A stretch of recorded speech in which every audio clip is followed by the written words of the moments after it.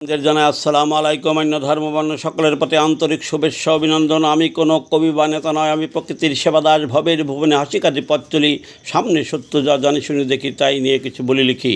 আমার কথা শুনছেন যত জ্ঞানীগুণী শিক্ষিত পণ্ডিত, ক্ষমা করে দেবেন যদি হয় ভুল ত্রুটি। ক্ষমা করা মহত্বের লক্ষণ সকল ধর্মে কয়, ক্ষমা যে করিতে পারে মানুষ তারে কয়, ভুল কিছু বলিলে ক্ষমা পাব নিশ্চয়। বঙ্গবন্ধু ছিলেন কর্মী বান্ধব জনবান্ধব নেতা, বলে গেছে আমার জন্মদাতা পিতা। বঙ্গবন্ধুর আদর্শ নেতা যে হবে, তাহাকে বঙ্গবন্ধুর আদর্শ মেনে চলার চেষ্টা করতে হবে। মুসলমানের ঘরে জন্ম, তাহার নিজের ধর্ম যথাসাধ্য পালন করে মানবতাকে উচ্চ স্থানে রেখে আন্দোলন সংগ্রাম করিতেন রাজপথে। তাই দেশে ছিল যত হিন্দু মুসলমান বৌদ্ধ খ্রিস্টান বা অন্যান্য জাতি, সকলে হতেন তাহার আন্দোলন সংগ্রামের সাথী। আন্দোলন সংগ্রামে বলিতেন সকলের কথা, আলাদা ছিল না কোনো ধর্মের কথা। মানুষ সহ সকলের উপকার করবে যে নীতি আদর্শে, তাহাকেই বলে মানবতা। আমি মুসলমান, নামাজ রোজা হজ জাকাত পালনীয় ফরজ ওয়াজিব সুন্নত পালন করিতে হবে, কিন্তু আল্লাহ তাআলা সৃষ্টিকর্তা ওই বিধাতা নাজাত দেওয়ার জন্য রোজ হাসরে ওসিলা খুঁজিবে, আর সেই ওসিলা মানবতার ভিতরে পাবে। তাই সব ধর্মের ধর্ম বিশেষজ্ঞরা কয়, যার ভিতরে মানবতা নাই তার কোনো ধর্ম নাই, সে চেহারায় মানুষ, বাস্তবে মানুষ নয়।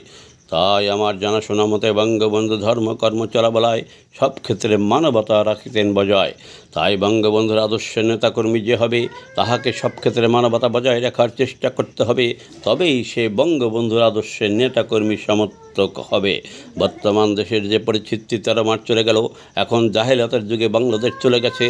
মানুষের ভিতরে মানবতা নাই, মানুষকে যেভাবে মারছে দেখলে পারে মোবাইল বন্ধ করে দিতে হয়, মোবাইলে তাড়াতাড়ি সেখান থেকে যেতে পারলে বাঁচি, কারণ ওইসব দেখলে পারে বুকের ভিতর কম্পন ধরে। এখন বর্তমানে 13 মাস দেশে যেভাবে চলছে, বঙ্গবন্ধুর আদর্শের যারা নেতার দাবিদার, তারা যদি বঙ্গবন্ধুর আদর্শ মতো চলতো, বঙ্গবন্ধুর আদর্শ মতো কর্মীদের খবর নিত, দেশের মানুষের খবর দিত, একদিন বাংলাদেশের জয় বাংলা স্লোগানের ভূমিকম্প হতো।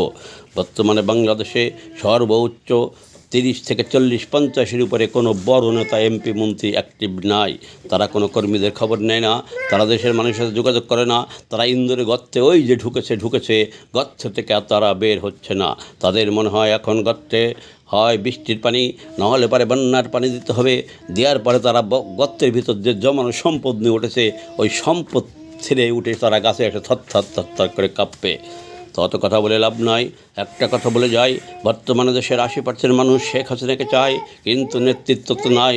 যারা আওয়ামী লীগের নেতার দাবিদার, তারা হয় নেতৃত্ব দিন, নাহলে দল ছাড়ুন, ঘোষণা দিন যে আমি আর দল করব না। কারণ এইভাবে আপনারা সারা বাংলাদেশ আজকে জাহেলাতের যুগ চলছে, মানুষের যেভাবে হত্যা করছে, যেভাবে করছে, এটা সহ্য করা কোনো মানুষের পক্ষে সম্ভব নয়। আমাদের দেখে বুকের ভিতর কম্পন ধরে।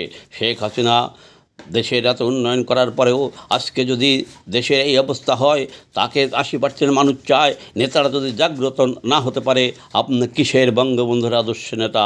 আপনি ধোঁকাবাজ। আজকে আমার এই যে মাহারা দাদা ভাই, সেও মাঝে মাঝে জয় বাংলা কয়, আমার অন্য নাতিরা জয় বাংলা কয়। অনেকে আমাকে হুমকি ধামকি দেয়। আজকে সকালবেলা আমাকে কয়েকজন হুমকি দিয়েছে আমার মাহারা দাদা ভাইকে নিয়ে। তাই আমরা হুমকি ধামকি সহ্য করে আমরা খেয়ে না খেয়ে দলের পক্ষে প্রচার করে যাচ্ছি। আপনারা আপনাদের খবর নেন না, কর্মীরা হয়ে কর্মীদের খবর নেয়, নেতারা খবর নেন না। আপনি কিসের নেতা? কার আদর্শের নেতা? কোন আদর্শের নেতা? আপনি বঙ্গবন্ধু শেখ হাসিনার আদর্শের নেতা নয়। আপনি ধোঁকাবাজ। হয় আপনি দল করলে ঠিকভাবে করুন, আর না হলে আপনি দল ছাড়ুন। 20 কোটি মানুষের দেশের জনগণ, নেতার অভাব নাই। আপনার মতো ধোঁকাবাজের নেতাকে আমরা লেওরা ঠেকাই।